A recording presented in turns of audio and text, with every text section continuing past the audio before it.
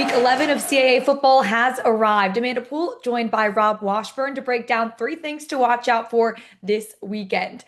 New Hampshire at Monmouth. The number 6 Monmouth hosts New Hampshire. The Hawks are one of two teams unbeaten in CAA play, coming off a 35-7 win over Bryant, despite being without starting QB Derek Robertson.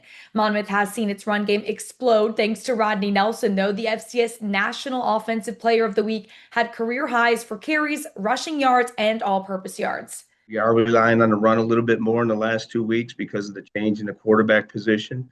And honestly, Rodney's answered the call. He's done extremely well. He seems to get stronger as the game goes on. The Hawks will need Nelson to have another career day against a New Hampshire team sitting top 2 in scoring defense. Yeah, Amanda, there were plenty of unknowns regarding the New Hampshire defense coming into the season, but the Wildcats have improved each week and developed into one of the league's top units. A pair of redshirt freshman linebackers, Trevor Berry and Cohen Cook, lead the team in tackles, but they're facing their biggest challenge of the year against a Monmouth offense that is one of the best in FCS. Now, a big thing that could assist the UNH defense is if the Wildcats offense can control the ball and put some points on the board.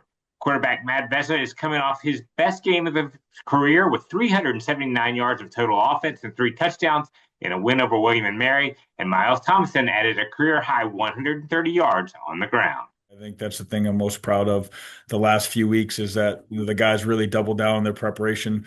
If we want to find a way to go 1-0 each and every week, it has to start in Tuesday's practice. Number 10, Rhode Island visits Elon. The Phoenix look to return to 500 in conference play with what would be a 5th win in the last 6 tries against the Rams. Both teams fresh off a bye week, and for URI, head coach Jim Fleming feels like they've not only got their physical strength back, but also continue to sharpen their mental toughness. When you really look at November, is really when your mental toughness is truly tested. You're staying in the hunt for something that's very important to you. There's a lot of pressure in terms of preparation and expectation to be able to play our best as we go down the stretch. The Rams will be protecting a 5-0 CAA mark, a clean record held up by a CAA leading scoring defense. Plus, the Rams have scored at least 31 points every game in league play. Quarterback Devin Farrell and wide receiver Marquise Buchanan sitting top 2 in the CAA in passing yards and receiving yards, respectively. The duo will be Elon's defense number 1 priority. Yeah, Elon's looking to stop a 3-game slide that included 2 losses in which the Phoenix held 11-point leads in the first half.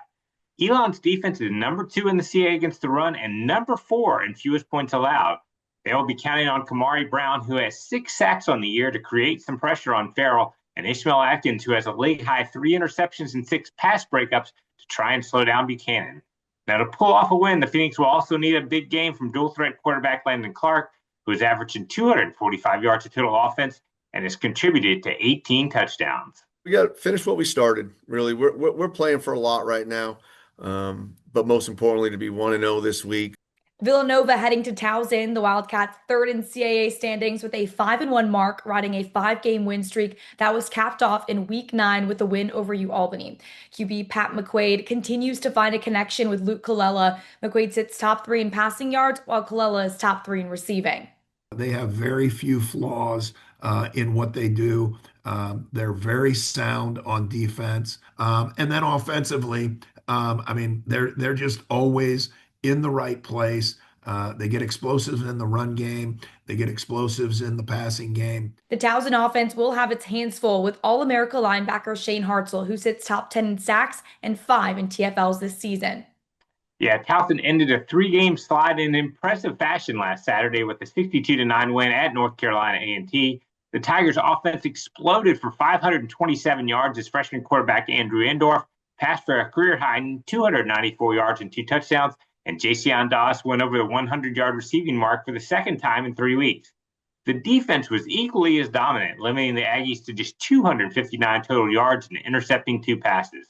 Now, they'll need a similar effort on Saturday to slow down a Villanova offense that's capable of moving the ball on the ground or through the air. When you look at points per game and points scored and all the other stuff, I think we're right neck and neck. Our numbers are very similar to what they are.